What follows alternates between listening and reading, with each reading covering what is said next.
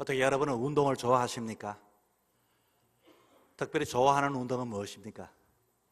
아니면 그 운동을 지켜보는 것을 좋아합니까? 아니면 직접 그 운동하기를 좋아합니까? 특별히 축구를 좋아하는 사람들은 축구 경기를 지켜보는 것보다도 본인이 직접 축구를 해보면 보는 것과 하는 것은 다르다라고 말을 합니다. 여러분, 신앙의 삶도 마찬가지입니다.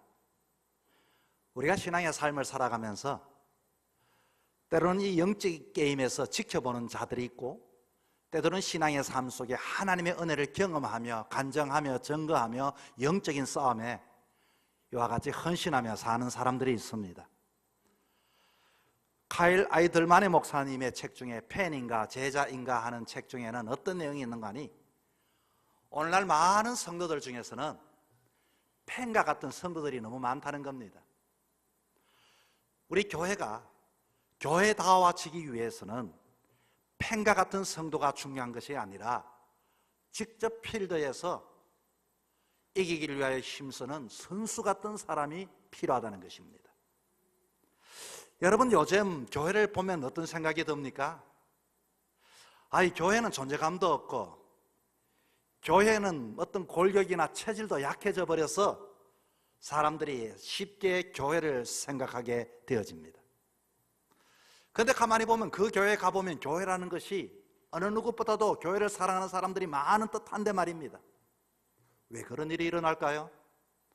감동적인 찬양이 교회 안에 있고, 말씀에 아멘으로 응답하는 사람들이 많이 있지만, 실제적으로는 정말로 교회다운 그 교회 선수로 사는 사람들이 많지 않다는 것입니다. 여러분, 간중에서 응원하는 간중들을 본 적이 있습니까? 그 수많은 간중들이 모여 똑같은 유니폼을 입고 같은 노래를 부르고 같은 군무에 제스처를 하고 그 앞에 지휘하는 것에 따라서 응원단의 리더에서 같은 모양과 같은 소리와 같은 마음과 같은 꿈을 꾸는 그 사람들 말입니다. 대단하지 않습니까? 그 속에 아마 여러분이 그 현장에 가 있다면 여러분의 마음도 감동이 될 것입니다. 정말로 같은 마음을 가지고. 그러나 여러분, 경기의 결과는 간중들이 얼마나 모였느냐, 간중들이 어떤 멋진 유니폼을 입었느냐, 간중들이 얼마나 큰 소리를 외치는가에 따라서 경기가 중요한 것이 아니라, 경기는 경기장에서 뛰는 특별한 사람을 통해, 헌신하는 사람을 통해, 열심히 뛰는 사람을 통해, 기술을 가진 사람을 통해 골을 넣어서 그럴 때에 그 경기는 분위기가 완전히 반전되게 되는 것입니다. 간중에 의해서 그 경기가 이기고 지는 게 아니라 그 말입니다. 선수에 의해서 그 경기가 정말로 이기고 지는 경기로서의 가치가 있다는 것입니다. 오늘 교회 모습도 그런 겁니다, 여러분. 수많은 성도들이 교회에 나와 예배에 참여합니다. 말씀의 은혜를 받고 분위기에 빠져 서로 대단하다고 은혜를 받고 자랑하지만, 그것은 거기서 멈춰버리게 되어지면은 그것은 자신을 위로하는 위장되어진 복음일 뿐, 중요한 것은 이제부터 내가 저 거친 세상에 나가서 하나님의 사람으로 정체감을 가지고 삶의 필드 속에서 성도의 삶을 어떻게 살아가는가 하는 것이 더 중요한 이야기인 것입니다. 왜 우리는 팬이 아니라 제자가 되어야 할까요? 예수님은 팬같이 예수님을 좋아하고 같은 마음을 가지고 있지만, 예수님은 우리에게 말합니다. 자기를 부인하고 자기 십자가를 지고 그리고 나를 따르라고 말을 합니다. 여러분, 팬은 숫자 동원과 한원은 하지만 세상을 바꿔놓지는 못합니다. 결과를 바꿔놓지를 못합니다.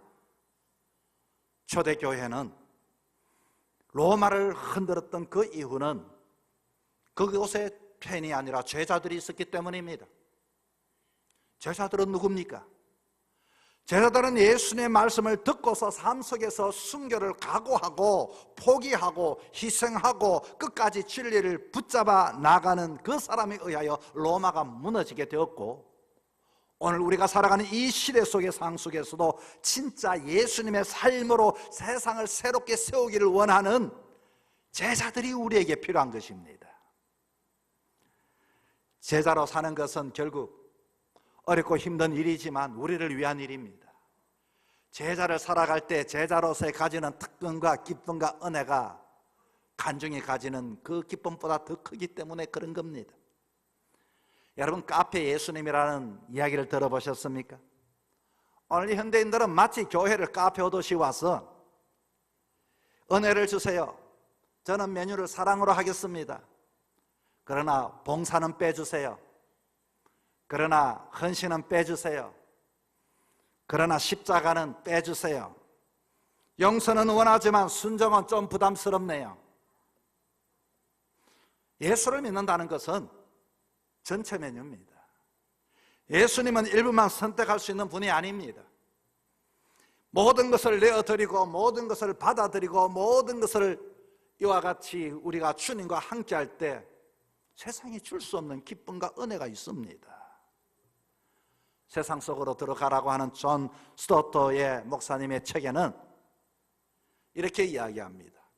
교회는 세상과 분리가 아니라 예수 믿는 사람을 통하여 세상에 들어가서 세상 속에 섞여 사는 것이 아니라 세상을 변화시키는 사람이 되어져야 이것이 세상 속으로 들어가는 그리스도의 사명이라고 말을 했습니다. 우리는 오늘도 교회에 나왔습니다. 한 시간의 예배는 소중합니다. 잘 아셨습니다.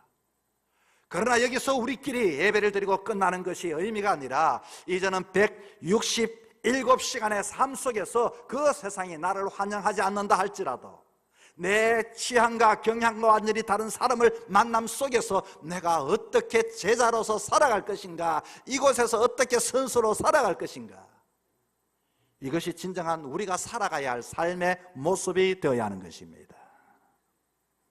오늘 사도행전 8장 읽었던 이 말씀은 우리에게 보다도 강력한 도전을 주는 말씀입니다. 예루살렘 교회가 박해로 인하여 그곳에 있던 예수 믿는 사람들이 예루살렘에 있지 못하여 다 흩어져 버렸다, 그 말입니다. 이 말은 세상이 뒤집어졌습니다. 마치 6.25 같아져서 고향을 떠나서 남하하여 고향이 아닌 고향을 떠나서 낯선 곳에서 부산에서 대구에서 때로는 그렇게 피난민처럼 정착하는 것처럼 예수 믿는 것 때문에 이들은 흩어진 사람이 되었습니다. 이것을 보고 디아스포라라고 말을 합니다. 이 위기 사건 속에 이들은 어떻게 살았을까요? 이들은 흩어진 사람들은 오늘 본문에 봤더니 성경 8장 4절에 이렇게 말합니다. 흩어진 사람들이 두루 다니며 복음의 말씀을 전하니라. 여러분, 이게 무슨 말이죠? 아니, 흩어졌으면 내가 살 곳을 찾든지 직장을 얻든지, 내가 이와 같이 예수 믿는다는 것 혹시라도 들키기만 들키면 큰일 날 텐데 그 상황 속에 복음을 전하는 삶을 살 수 있을까요? 바로 이들이 제자였기 때문에 그런 겁니다. 우리가 제자가 되어질 때 어떤 삶을 살아가야 할 것인가? 오늘 예수님은 우리에게 강력히 너희들이 모여서 한호하고 박수치는 그런 관중이 아니라 이제는 삶의 필드에서 선수가 되라고 말을 합니다. 선수가 되어지면 여러분 어떻게 삶을 살아가야 합니까? 첫째는 선수는 원정 경기를 두려워하지 않습니다. 선수는 특별히 오늘 본문의 1절의 말씀처럼 사울은 그가 죽임당함을 마땅히 여기더라. 그날에 예루살렘에 있는 교회에 큰 박해가 있어 사도 외에 다 유대와 사마리아 모든 땅으로 흩어지니라. 이 말은 무슨 말입니까?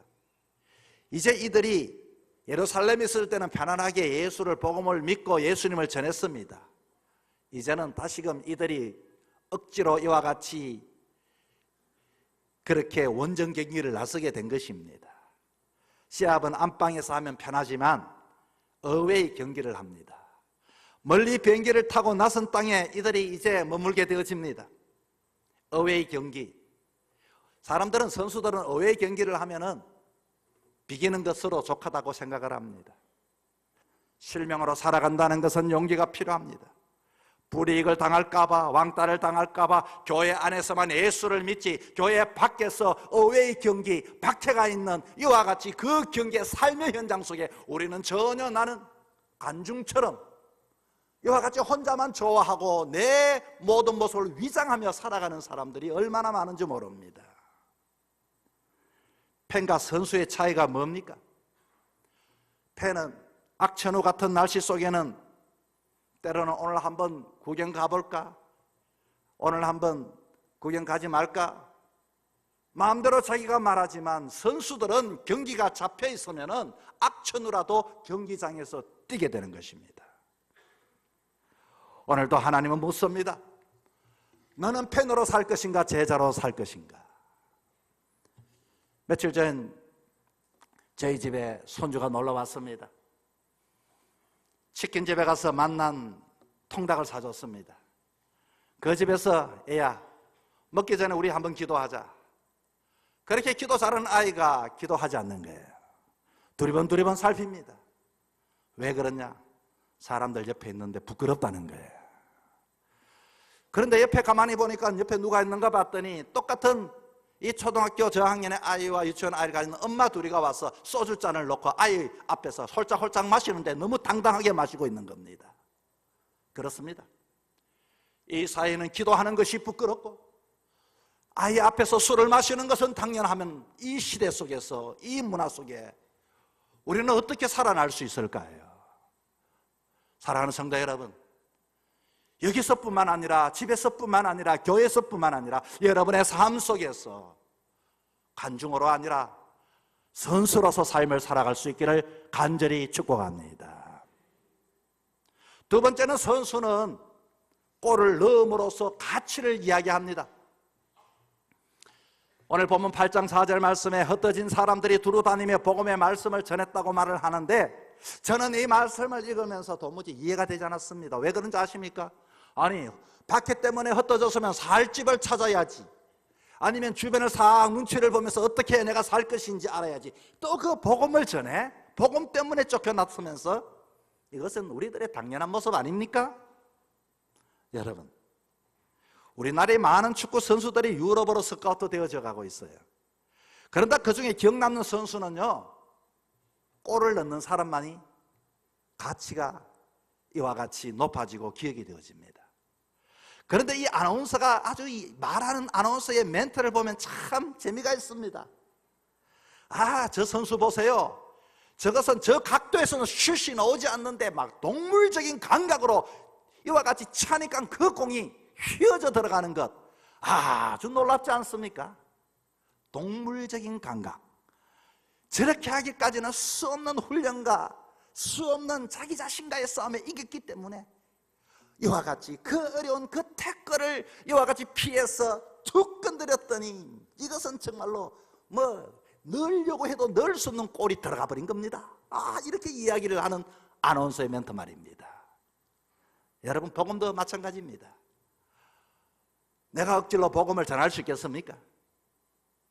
선수를 선택되어지는 교회 생활 속의 영적인 그 라운드가 좋은 라운드가 아니라 그 열악한 의외의 경기 밖에 속에서도 직장을 얻고 때로는 이와 같이 안전한 집을 얻는 가운데 속에서도 두루 다니는 가운데 감각적으로 복음이 전해지더라, 그 말인 것입니다. 이게 놀랍지 않습니까? 저런 동작이 어떻게 나오냐는 거예요. 수많은 연습을 통해서 삶에 새겨지고 배겨지고 익숙해진 그 신앙의 삶 말입니다. 사도행전 8장 4절 말씀에 흩어진 사람들이 두루다니며 복음의 말씀을 전할세.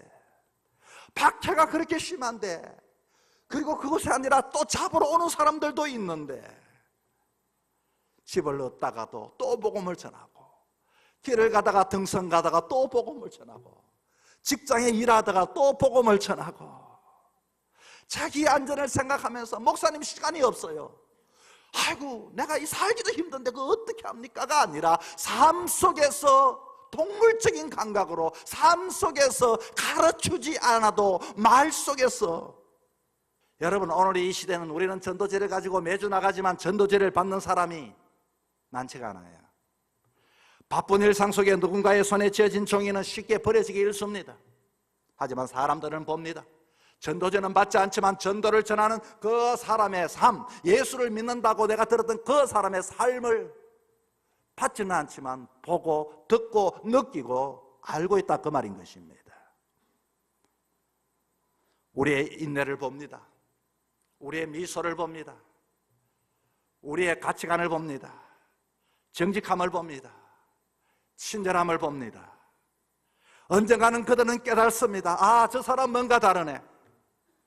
그 순간 복음을 말하지 아니해도 내가 서 있는 그 자리가 중요한 것이 어떤 자리든지 내 몸에 나도 모르게 그렇게 예수의 향기가 나타나고 예수가 드러나고 예수가 묻혀서 저들 삶 속에 감동을 주고 은혜를 주고 소망을 주게 되더라, 그 말인 것입니다. C.S. 루이스는 당신이 그리스도인이라는 사실을 아는 사람들은 예수님을 당신을 통해 처음은 보고 어쩌면 마지막으로 보게 될지도 모른다, 이런 이야기를 했습니다. 나 한 사람이 대표 선수입니다, 여러분. 나 한 사람을 통하여 아, 저게 예수 믿는 사람이구나. 나 한 사람을 보고 아이고, 역시 예수 믿는 사람 별 볼 일 없구나. 책임감을 느끼지 않습니까? 아니면 간중처럼 팬처럼 남들이 말할 때는 같이 박수 칠 때는 모여서 박수만 치고 좋아하다가 위장된 복음에 쏘가 내 인생을 그렇게 살아가시겠습니까? 여러분, 나는 내 인생의 필드에서 어떻게 살아갑니까? 내가 아무 말도 하지 않아도 나의 삶 속에 예수의 향기가 이와 같이 흘러나오고 있습니까? 아니면 누군가에게 나라고 하는 것은 찢어진, 밟혀지는 전도제는 아닙니까? 하나님을 진정 사랑하는 믿음의 성도는 목회자에게도 아니고 성도들에게도 아니고 전천후 같은 삶의 필드 속에서도 어떤 일을 하든지, 어떤 식당에 설거지를 하든지, 어떤 막 일을 하든지 그 사람의 삶을 통하여 사람들에게 복음을 전해주는 그 사람이 진짜 선수요, 진짜 제자가 되는 것입니다. 그런 삶을 살아갈 수 있기를 축복합니다. 셋째는, 선수는 팬과는 또 다른 큰 기쁨을 가진 자입니다. 여러분, 진짜 기쁨을 느껴본 적이 있습니까? 언제 여러분 기쁘던가요? 누가 나를 사랑해 줄 때, 누가 내 말에 박수 쳐 줄 때, 누가 이와 같이 내 말에 순종해 줄 때, 누가 나에게 이와 같이 챙겨온 이 선물 하나 때문에, 음식 때문에 기쁘지요. 기쁩니다. 그런데 여러분, 정말 기쁨은 내가 오랜 시간 땀 흘리고 준비한 일에 열매 맺는 그 순간을 경험할 때, 특별히 여러분, 운동장에서 많은 사람들이 기뻐할 때는 그 관중들이 환호하고 기뻐하는 것은 선수가 골을 넣었을 때인데, 그 관중들보다도 직접 그 어려운 환경 속에 골을 넣었던 그 선수의 기쁨은 주마등처럼 지난날에 어렵고 힘든 것들이 다 지나가며 정말로 관중들이 느끼는 기쁨이 아니라 더 큰 기쁨을 가지고 느끼며 감사하게 되어지는 겁니다. 여러분, 오늘 본문의 빌립은 사도도 아니고 평신도였습니다. 그는 복음을 들고 사마리아 성까지 내려가는 그 길 속에 그곳에서 유대인과 역사적인 갈등이 있는 그런 너무나도 열악한 종교적인 편견이 있던 그 지역, 소외되고 상처받은 그 땅에 이와 같이 들어가서 복음을 전했더니 그 성에, 오늘 보면 8장 8절입니다. 그 성에 큰 기쁨이 있더라. 큰 기쁨. 여러분에게도 그런 큰 기쁨의 인생의 삶을 살아가면서 경험할 수 있기를 바랍니다. 눈에 보이는 병이 낫고 더럽고 귀신 들린 자의 자유를 얻고 무너졌던 마음 소망이 들어가게 되어졌고 사람의 관계가 회복되어졌고 소망을 가지게 되어졌고 성 전체가 그냥 기쁨이 아니라 큰 기쁨. 생각해 보았습니다. 큰 기쁨이 뭘까? 여러분, 우리가 있는 곳에 복음의 기쁨을 전해야 합니다. 사마리아 성에만 필요한 것이 아니라 이 큰 기쁨은 나에게도 필요하고 우리 가정에도 필요하고 여러분의 직장에도 여러분이 머문 곳마다 이 큰 기쁨의 은혜가 필요하고 임하기를 바랍니다.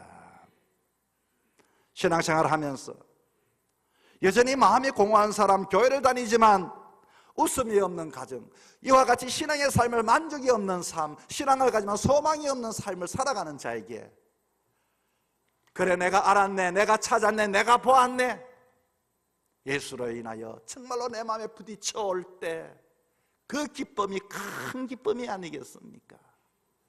그 기쁨이 여러분에게 있기를 바랍니다. 진짜 큰 기쁨은 나 같은 사람이 쓰임받을 수 있다는 것입니다. 나 같은 사람도 하나님 나라에 쓰임받을 수 있다. 나 같은 사람도 가정에 쓰임받을 수 있다. 쓰임받는 사람 말입니다. 내가 나를 통해 누군가 예수님을 알게 되고, 나를 통해 그 인생이 회복되어지고, 그 가정이 살아나고 도시가 변화되는 순간, 여러분 놀랍지 않습니까? 여러분, 요한복음 6장 67절에는 예수님의 제자들에게 묻습니다. 너희도 가려느냐? 많은 무리가 떠나간 이후에였죠. 그럴 때 예수님은 제자들에게 또 물었습니다. 너희도 가려느냐?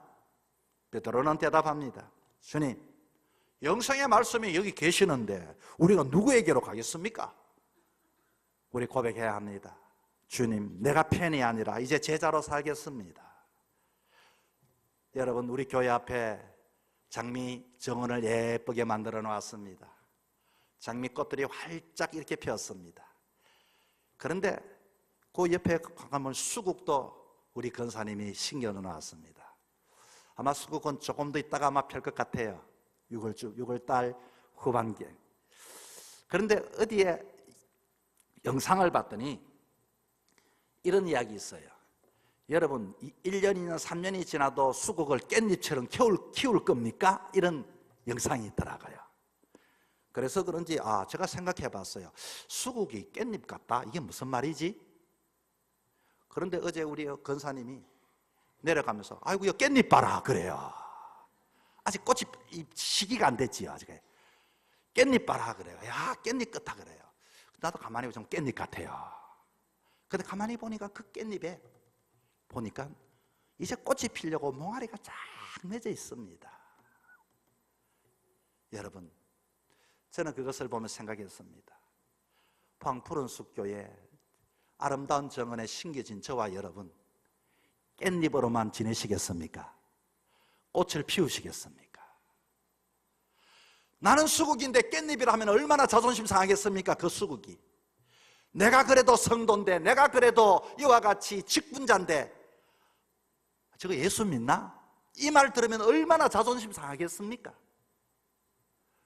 하나님께서 우리를 어쩌면 깻잎 같은 그런 인생을 수국처럼 화려한 색깔과 꽃망울을 퍼뜨릴 것을 알고 지금도 키우시고 세워주셨습니다.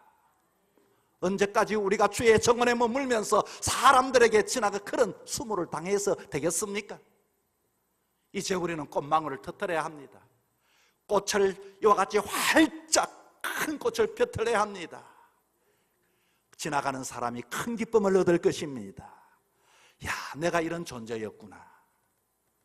남은 여정의 삶도 여러분, 우리가 주님의 관중 속에 모였다면 관중 속에만 앉아있지 말고 필드에, 뿐만 아니라 주의 정원에서 깻잎으로 살지 말고 수국으로 인생을 꽃 피우며 기쁨을 가지며 살아갈 수 있는 저와 여러분의 삶이 되기를 주 이름으로 부탁을 드립니다.